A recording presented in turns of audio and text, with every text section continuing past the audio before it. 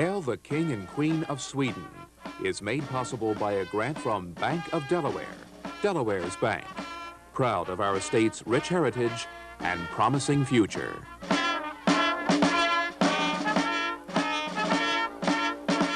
It was cold and windy, but neither dampened the enthusiasm of thousands of celebrants who turned out at Fort Christina Park for the arrival of the King and Queen of Sweden, here for the 350th anniversary of the first Swedish settlement in America.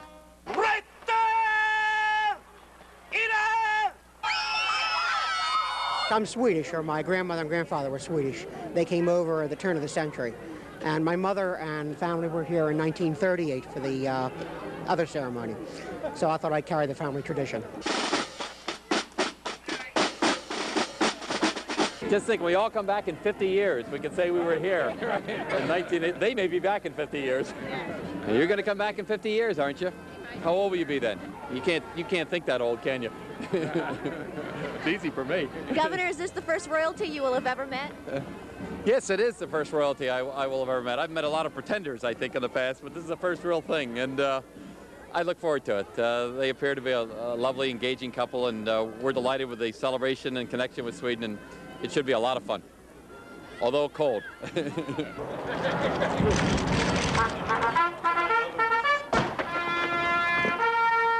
Their Majesties King Carl Gustaf and Queen Sylvia of Sweden.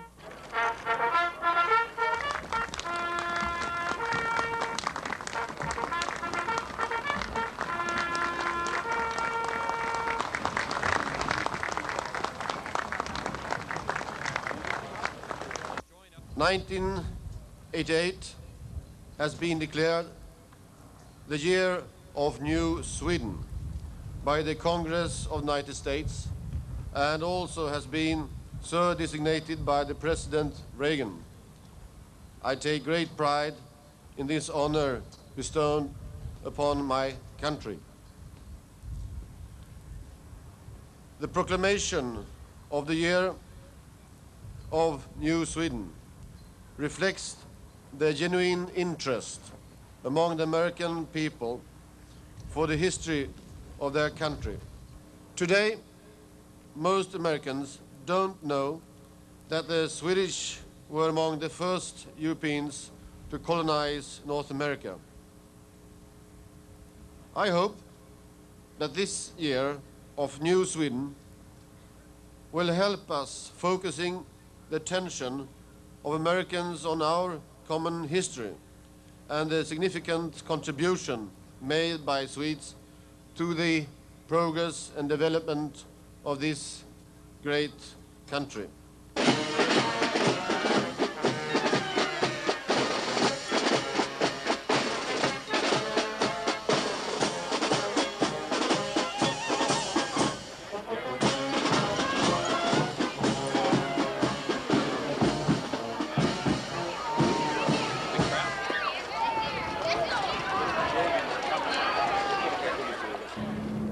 With the visit of the King and Queen of Sweden, another chapter is written in the glorious history of this enduring wharf of rocks, Fort Christina Park.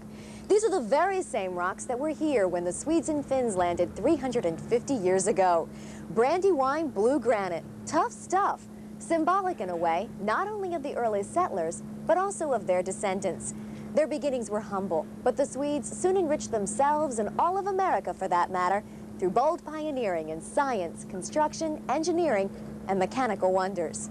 The outstanding example of Swedish mechanical genius is the USS Monitor, an ironclad warship with a revolving turret.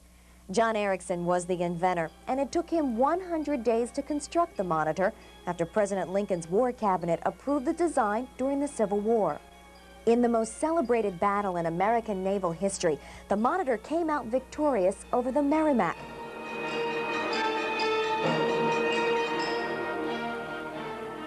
Before the computer age, the Johansson gauges represented the world standard of measurement, invented by another Swede, C.E. Johansson. Architecturally, the Swedes first showed us how to build log cabins, then skyscrapers, a concept developed by architectural genius Andrew Landquist, seen here in this all-wood mural at the American Swedish Historical Museum in Philadelphia. In the arts, the Swedes have also been pretty amazing. Greta Garbo, Ingrid Bergman, Carl Sandburg, Ingmar Bergman, and Anne Margaret. Just a little hard reading up in the air like that. Well, here, just... You know, right there. Is that better? That's great. Can you take a break? Can we work in the terrace? Uh-huh. I love to watch you dig. What's the matter? Can I get you something? No, it's okay. You just keep talking.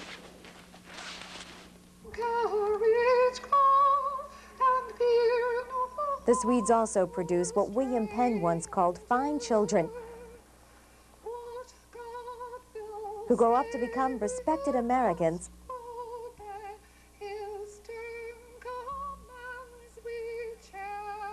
who like to laugh. We're from Captain Joseph Stedham, who was in the Revolutionary War, and he hid in a hollow tree while the British ran after him. A great hero.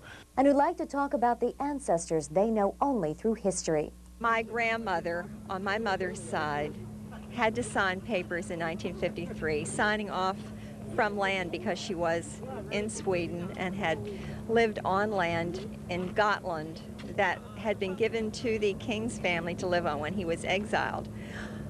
He must have been not too good a king. What brought the Swedes and Finns to America? To the hardships, struggles, and sacrifices they had to endure while conquering a wilderness? It's a good story.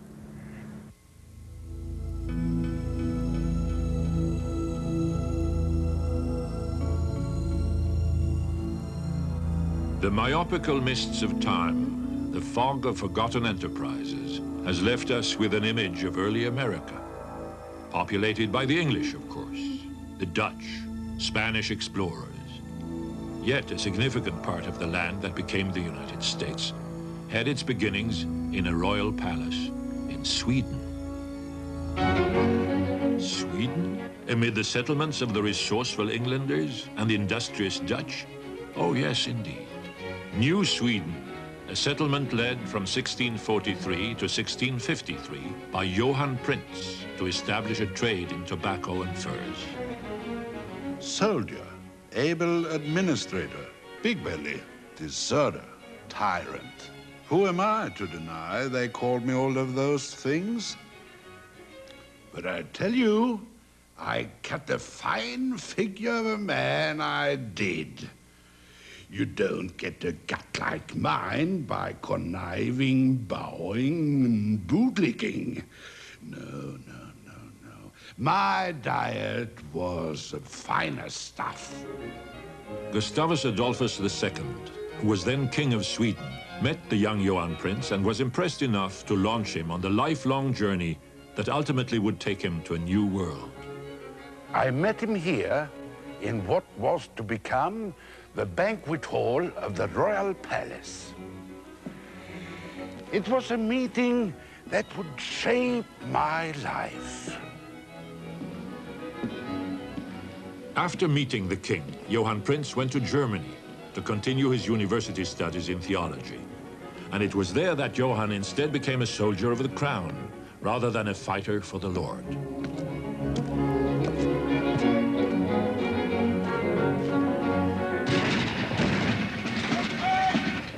He fought bravely in the 30 Years' War, but he also made a foolish mistake. After surrendering a town to superior troops, he returned straight away to Sweden. His commanding general said he deserted. Prince said he'd gone home to get new orders. No one knows whether the next job he undertook for the crown was intended as promotion or punishment. They named him governor of the Swedish colony on the coast of North America. Established in 1638, it was the first permanent European settlement in the entire Delaware River Valley. By then, King Gustavus was gone. His daughter reigned, the child queen Christina, and it was she who now controlled Prince's destiny. My instructions from Queen Christina. You will never believe them. I'm supposed to cross an entire ocean to that new land where there is a lot of hungry Swedes trying to make a colony. I'm supposed to Christianize the savage Indians, hold off the Dutchmen, be polite to the English, establish trade, keep my colonists happy, grow tobacco, and raise silkworms. I wouldn't know a silkworm if one bit me on the behind.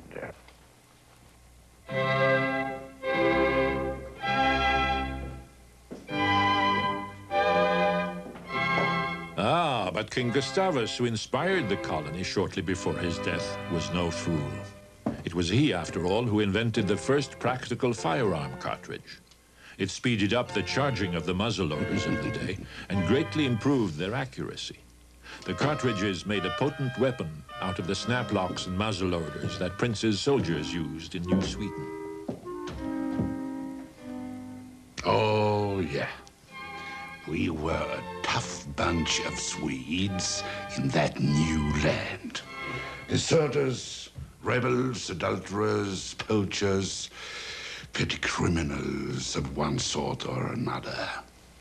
And their Finns, for God's sake. Who else could they get to go to America? Sure, when America became a golden land, a far better class of Swede sought opportunity there. But for now, the trip over was no love boat, you know. We lost 100 on one voyage alone, and it was no better when we got there. Bad duty for an ambitious soldier.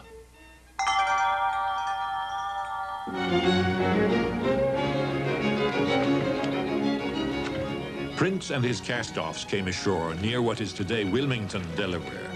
Historian Barbara Benson describes their life. Imagine coming to the very edge of the earth, to a wilderness, and have to carve out a livelihood. It was a terribly difficult life. The colony was set up by a company to make money. They hired Peter Minuet to start the company, and it's ironic that the man who bought Manhattan for the Dutch ended up buying New Sweden for Sweden. The colony was set up to make money with furs, with tobacco, and if they were really lucky, with gold and silver. I'm a soldier, not a sailor, and I was glad to be out of that vomitous vessel. But as a soldier, I didn't like what I saw when I landed either. Fort Christina stood right here. My predecessor, the good Peter Minuit, had built it. But there were not enough other forts to impress the Dutch upriver, the Indians in the woods and fields. Let me tell you, we set that right without many minutes waste.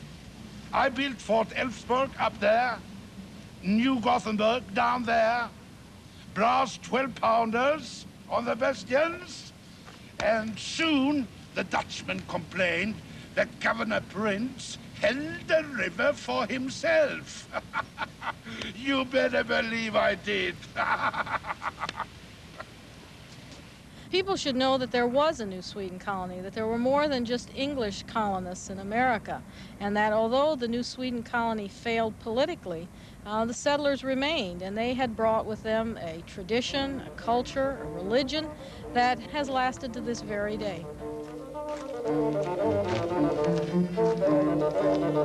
You would think we Northerners would feel at home in bitter winters, but the chill gets into one of these smoke-filled log cabins far quicker than it does a cozy manor in Stockholm. These log cabins lasted, though. We Swedes brought them to America. Where would your Abraham Lincoln have been without us? Huh?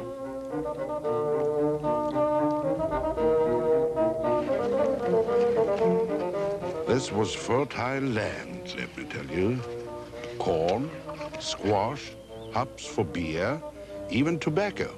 So fertile was the land that I kept writing to the Queen, telling her that here was where Sweden should plant its New World roots.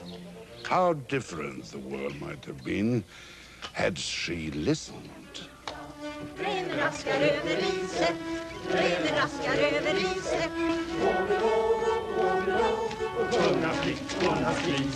But Europe festered with conflict, and Sweden was still enmeshed in the web of religious rivalries that made the 30 Years' War seem endless. Perhaps the new Swedes were better off an ocean away from it. Those were my happiest days. We were only about 100 at best, often fewer. Yet we held off the Hollanders for almost 15 years. The new Swedes brought their old world customs with them, and a good thing too. They needed the warmest possible memories of the homeland they'd left behind. For this was a wildness, remember, and they'd come here from a country that was then one of the most powerful in Europe. They gave up comfort and safety for gloomy forests and loneliness. The colony, well, the colony didn't prosper, but it did survive, if only because the Swedes were resourceful farmers.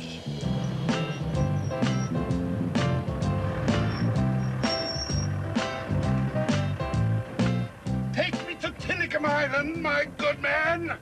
Be quick about it, or I head you up on charges.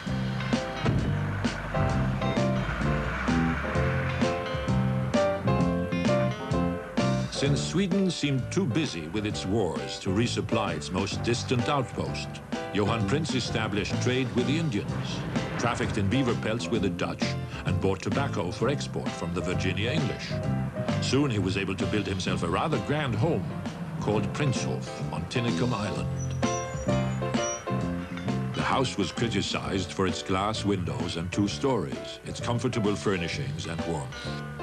In Prinshof, the governor sat as judge and jury, mayor and policeman, treasurer and entrepreneur. His settlers resented the privileges of rank, but Johan Prince was a tough man in a tough job. Nonetheless, on this very spot, Prinshof burnt to the ground in November 1645. He was cut off from the mainland for 3 months by the icy river. Prince shivered just as vigorously as did his colonists.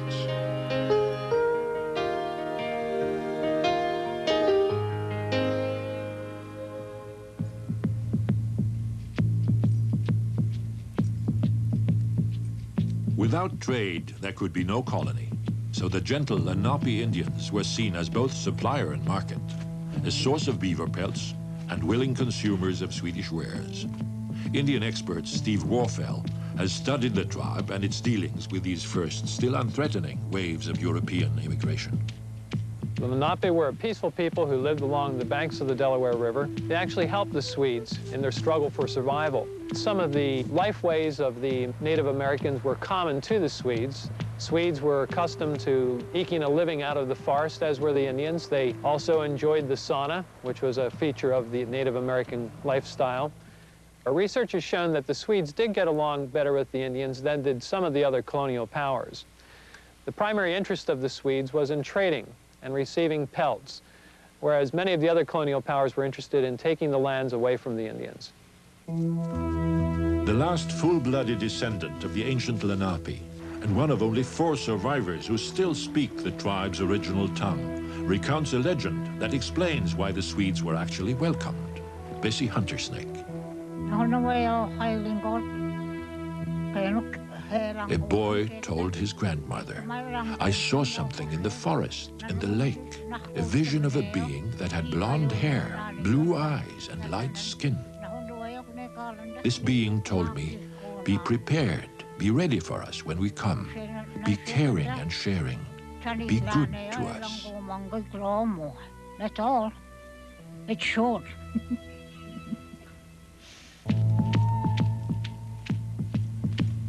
Despite the legend, the impact of a European culture with foreign needs and a different value system helped to destroy what commerce had developed.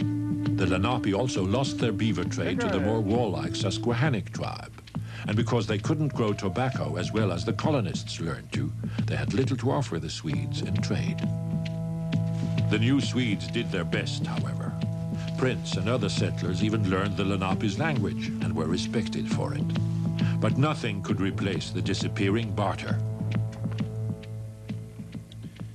Bad enough that the bloody Indians had nothing we wanted, except for pelts. The Queen wasn't sending us any supplies to trade anyway. Until then, things had been going well enough. I think one of the more interesting aspects of the Native American trade is the way in which they substituted European-made objects for the native-made objects. Indians frequently received brass kettles for the furs that they traded to the Swedes. Some of the brass kettles were used as cooking vessels. Others were cut into triangular arrow tips, which were more effective than the ones made of stone. Iron axes were also received by the Indians in exchange for their furs. One trader left an account which tells us that after the trading, the traders came back 3 days later to find the iron axes hung as pendants around the natives' necks. I could have used a sharp axe myself in 1653. My own colonists rebelled. They cravenly presented their demands as a petition. I called it a mutiny.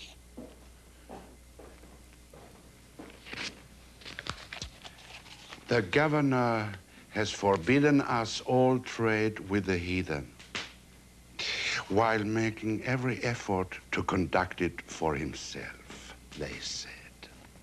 They wanted 2 of their number to be allowed to accuse me in front of the Queen. I'd sooner bet a snake that Finn, Anders Jonsson, got more than he bargained for. He was the troublemaker of it all. I had him hanged.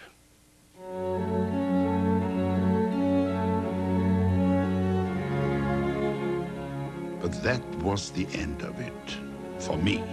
Things got worse, with no sign of better in the balance. Peter Stuyvesant and his Hollanders from Manhattan had built the fort downstream and now controlled the river. I kept crying for more people, more supplies, but the Queen wouldn't even answer my letters.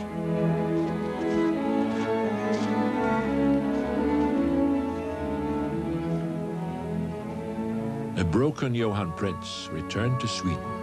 Sad and discouraged, he came home to beauty he'd forgotten existed, in that new land where he'd tried so hard to balance the cruel demands of a cruel age.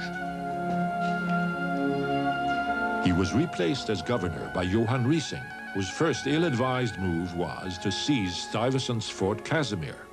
Enraged, Stuyvesant returned with 7 warships and 300 soldiers.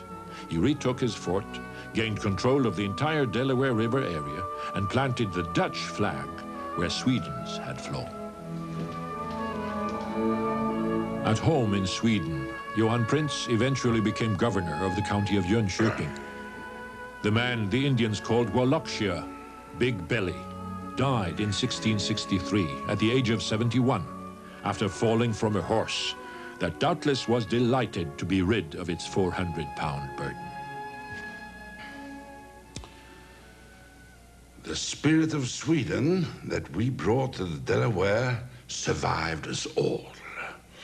We didn't quit. Stuyvesant and his Dutchmen be damned.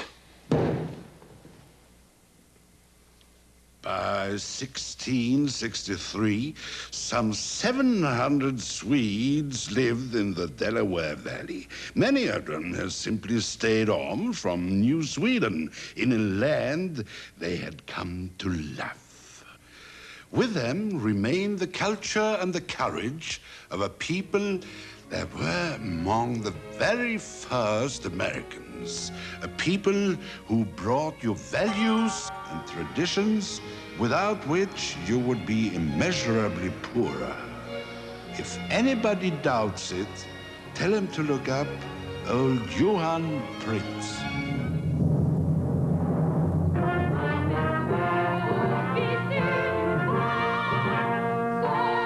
The The spirit and culture of the Swedes live on today, 350 years later, because of a special resource, the Swedish Americans themselves. They have gracefully managed unbounded loyalty to both the old and new countries. Two such patriots are Jack and Calvin Stidham, 11 cousins once removed. Jack is from Tennessee, Calvin from Odessa, Delaware. They are descended from Dr. Timothy Stidham, a so-called barber doctor who came here with the first Swedish settlers. What do you know about Dr. Timothy? Well, I know that he was a very stubborn man because all Stidhams are stubborn. Another thing, he had a lot of courage because he never gave up. When he came to this country on one of the expositions to New Sweden, which is now Wilmington, he lost his wife and 3 children, but it didn't discourage him. He made his way back to Holland and back to Sweden, and he came on the next exposition and he decided to stay, and he doctored the Indians and the Swedes and the Finns the best he could with what he had. Do your children feel as you do about their heritage? One girl does, Gail. She's really proud of it, same as I am. And the other daughter, well, she can say, well, who cares, you know. How many families can say that their ancestors have been in the United States for 350 years or for 13 generations? Something to really be proud of. At historic Old Swedes Church, the Stidhams paid their respects to the many ancestors buried there.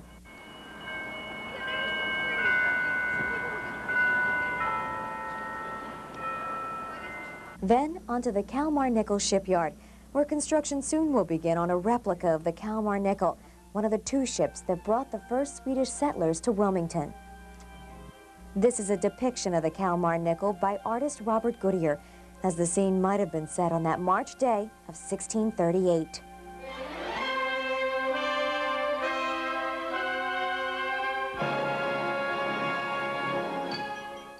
When they arrived in the Delaware Valley, the Swedes saw forests. That made them happy, because they knew there would be plenty of lumber to build the type of homes they enjoyed back in Sweden, log cabins, which the Swedes and Finns introduced to America. Severin Johansson is one of 3 log cabin experts brought in from Sweden, specifically for the construction of 7 log structures of a type built by the early Swedish colonists. This 17th century farmstead museum is in Birchton, New Jersey. How have you found the United States since you've been here? It's okay. Are you anticipating the King and Queen's visit? I have met them before. They may not always have a lot to say, but through their actions, the Swedes have been eloquent. The King of Sweden put it this way. As the Queen and I came up the Christina River, I could not help but think of what my Swedish countrymen experienced in the same voyage 350 years ago. They did not know what was waiting them in the new land. Nevertheless, they were willing to risk their lives to make a future for themselves and to establish a Swedish presence in North America.